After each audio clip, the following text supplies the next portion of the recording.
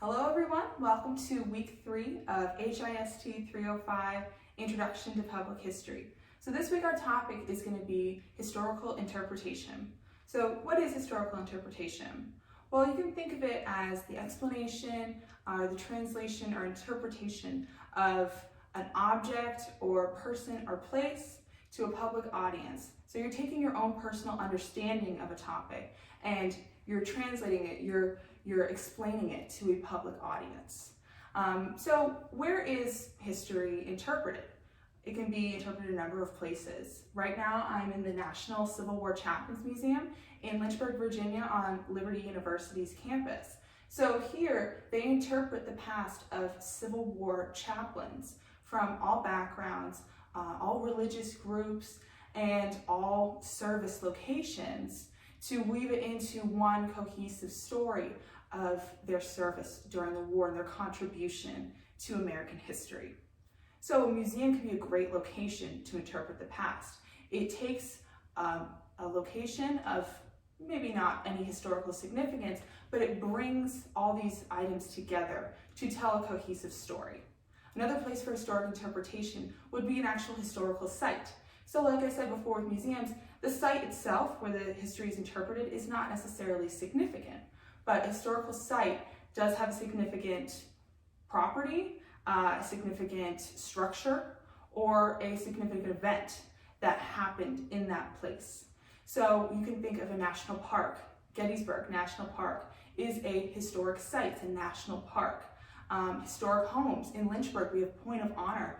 In Forest, we have Thomas Jefferson's Poplar Forest. That is a historical site because the location itself has historic significance to a particular person, group, or event.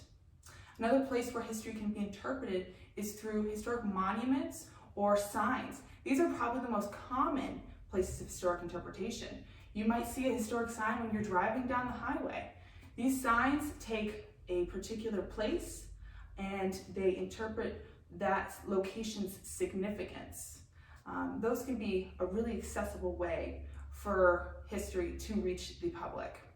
One of the more modern ways of historical interpretation are through digital formats. So history can be interpreted in a blog, in a social media post, in a website, but this is a really accessible way for people to reach history because it can be accessed from anywhere. You can use images and videos and different graphics to really draw your audience in and interpret the past in an engaging way. So now that we've gone over some of the places where history can be interpreted, what is used to interpret the past? How do we know about the past? So we use some different primary sources.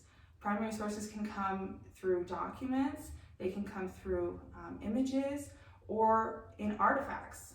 I'm at the Chaplains Museum, as I mentioned before, and behind me I have a nice display case with some Catholic artifacts from Catholic chaplains during the Civil War. We also have some graphics, some images here, some pictures depicting famous Catholic chaplains that served during the Civil War.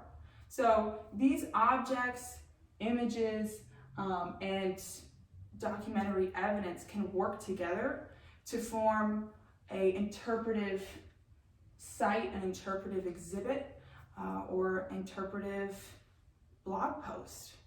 So you want to use the different objects to create a historical interpretive experience. All right, class, now that we've gone over our concepts this week, let's take a look at the assignments that are due. So first and foremost, you have to complete your readings this week. This includes chapter 5 and 6 of the Introduction to Public History textbook, as well as chapter 6 of the Covan textbook.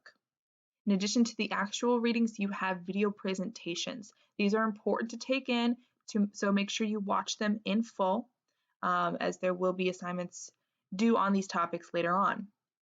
So for the assignment portion, you have your first exam this week.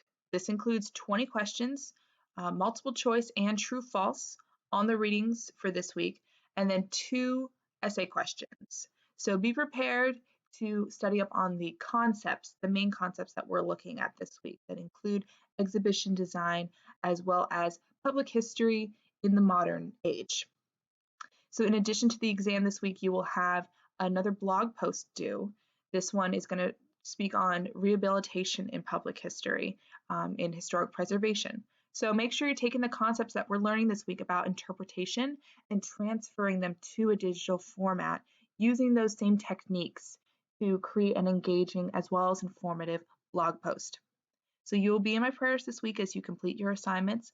Please reach out to me if you have any questions or concerns.